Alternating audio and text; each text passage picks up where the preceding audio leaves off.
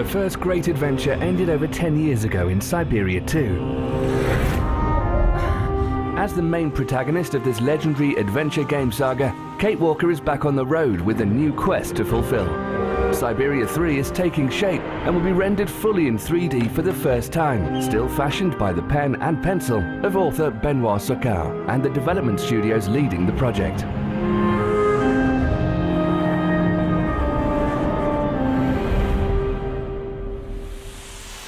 Syberia is first and foremost a universe. Benoit Sokal's universe. The exploration of a vivid and truly original world, solving puzzles and riddles, interacting with very colourful characters. All this is taken to a whole new level thanks to 3D. We went for a far more cinematic experience with a lot of effects. Depth of field, lighting effects, motion capture based animations, but also keyframe work. It's handmade animation by animators. Every time Kate interacts with the environment, you're going to have an animation with a specific camera shot. You're not just clicking to trigger an animation, you really are in control of every mechanical element, which allows the players to immerse themselves completely within the environment. The players themselves move the objects around them to solve puzzles and progress in the game. We try to do things in a way that allows the players to be part of a film, but one they can play.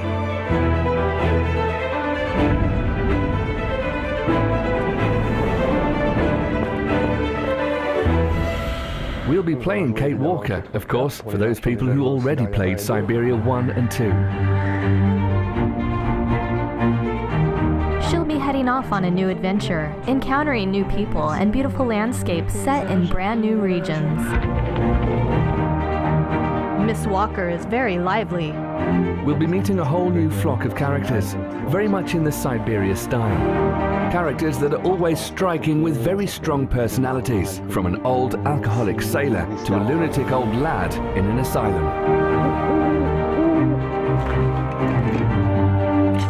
Syberia 1 and 2 made up Kate Walker's first journey. Syberia 3 is a whole new journey. We're getting to the end of the development of Syberia 3 little by little. Everything we hoped for and everything we're still hoping for is coming together, which is a wonderful thing. But I actually don't want to show you what you're going to see at all.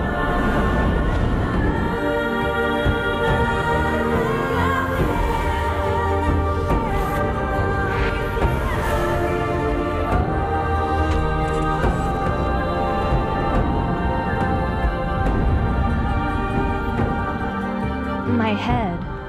Hello, Kate Walker.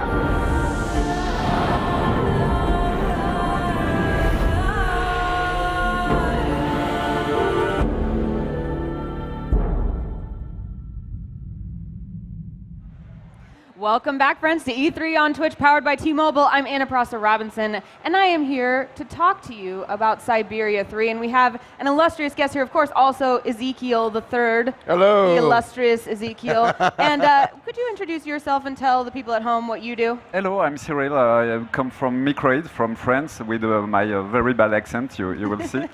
And I'm here to present for the first time the game Syberia 3. It's the first time the public sees it. It's the first time ever. Yeah, no, that surprised me too. That really surprised me. I was like, really, first time? People are gonna love it. Because I tweeted my schedule for the day, and 3 people got back to me immediately. They're like, Syberia 3. Yeah. Well, let's talk a little bit about the Syberia universe, because if people aren't familiar, there has been Syberia 1 and 2. We're still dealing with Kate. So tell us the story. Where has she been, and where is she now? Yeah, for people who knows the game already, if not, they can still play on iPad now. Both the first and two first games.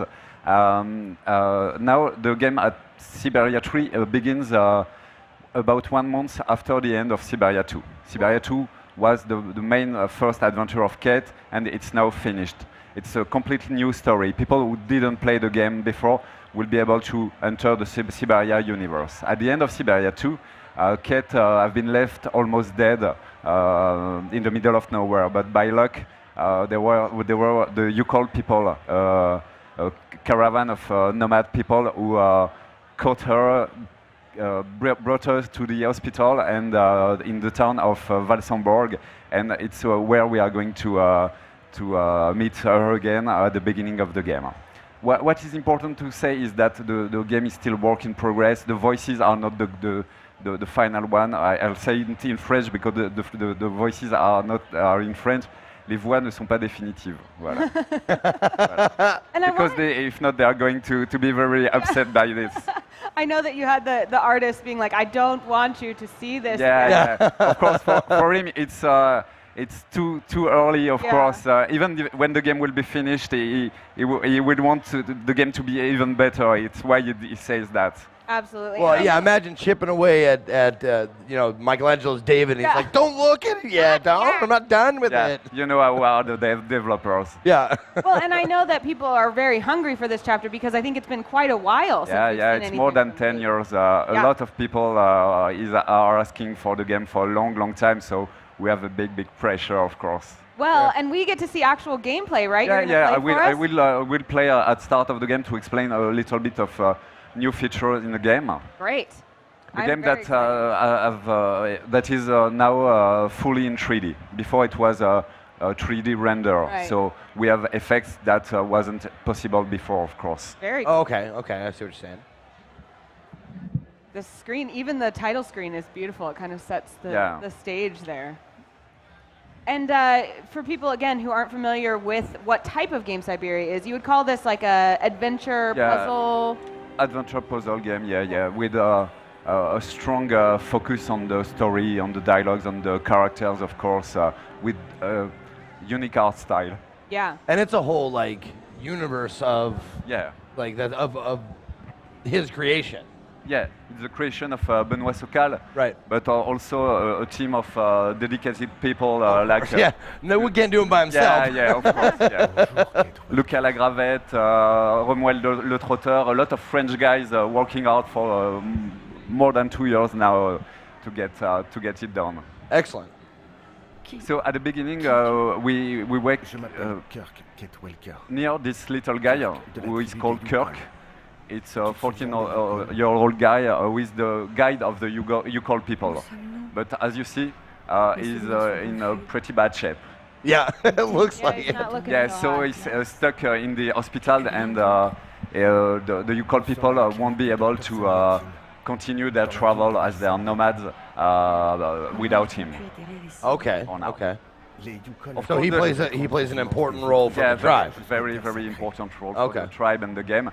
Talking with him, of course, I will cut all the dialogues because it's a lot of dialogue exposition explaining what happened the last months, how Kate was here, and it allows people who didn't play the game for a long time or didn't play the game at all to understand everything, to enter easily in the universe. Right.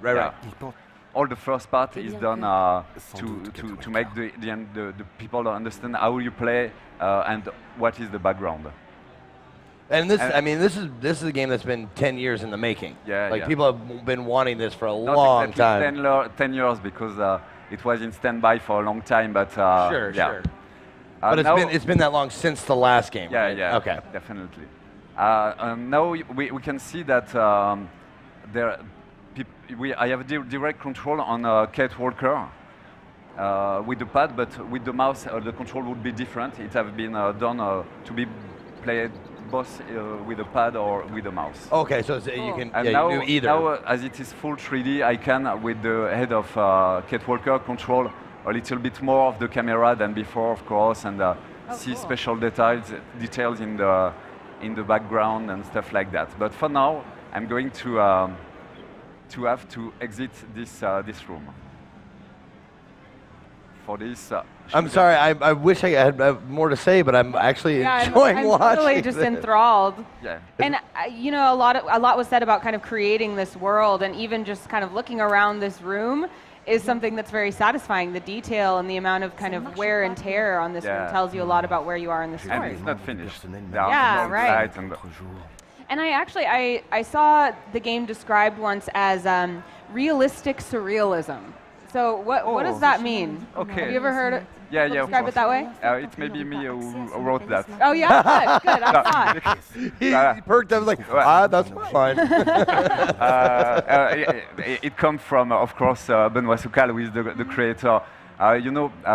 His goal is to have a realistic world, but each time with a little twist. It's actual teams, but in the special universe. Gotcha. It's not too far from the reality, but it's far enough to be a surreal world. Gotcha. Yeah, that's that.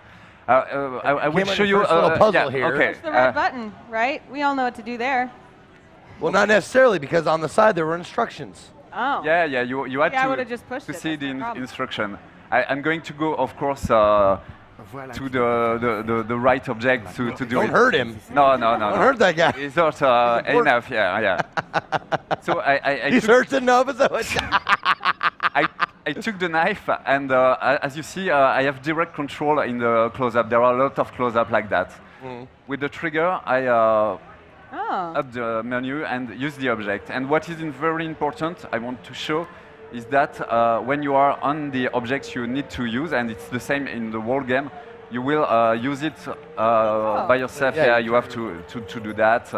To unlock, for example, and with the physics engine, you have to put at the right place the wire, and now I have to push the button and then to close the little box, and now I can. It's always like that. I like the I don't know if the haptic is the right word, but I love the feedback, like of push, like actually doing something in the game that actually turns something.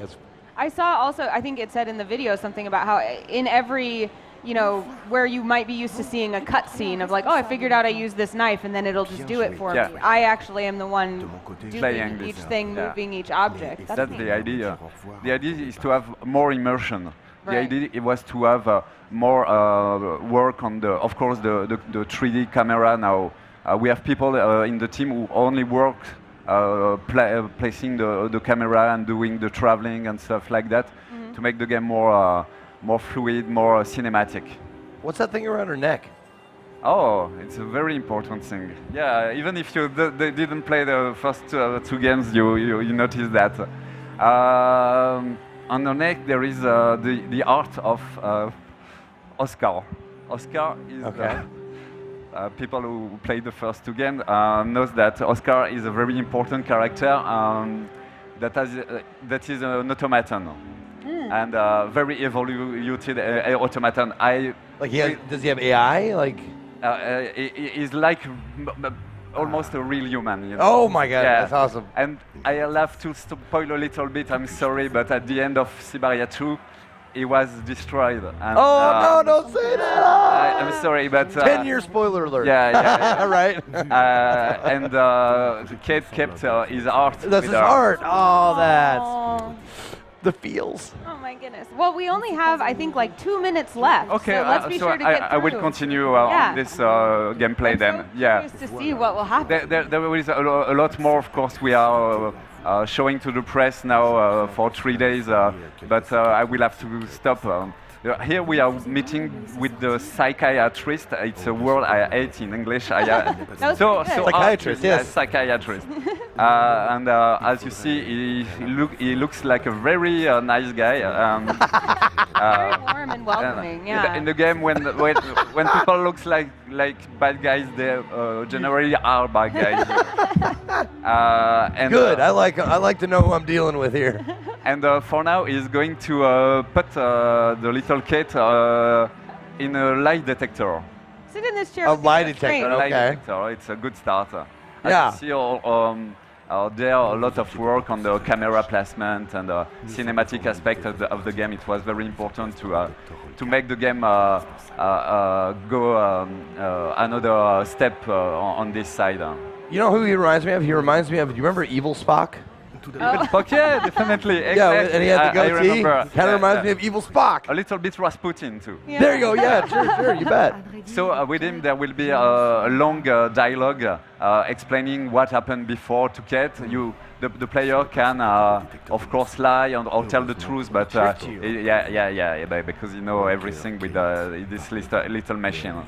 The first, the most important mission of Kate Walker, I will finish with that because we have really little time, is that she will try to help the Yukon people who have a sacred mission. Every 10 years they have to go to the sacred lands with their snow ostriches. It's big ostriches, they have their home on the top.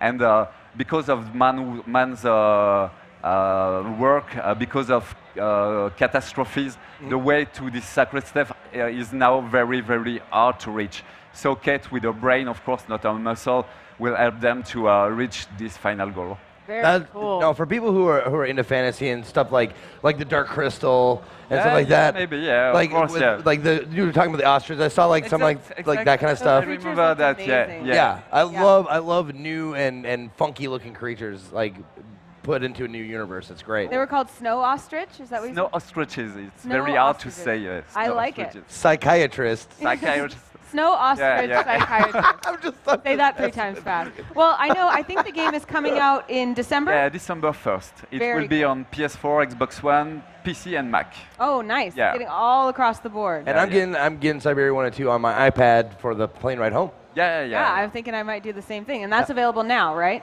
Available now. Yep, I can get it. I just have to delete you can get it also on Steam, on Xbox 360 and PS3.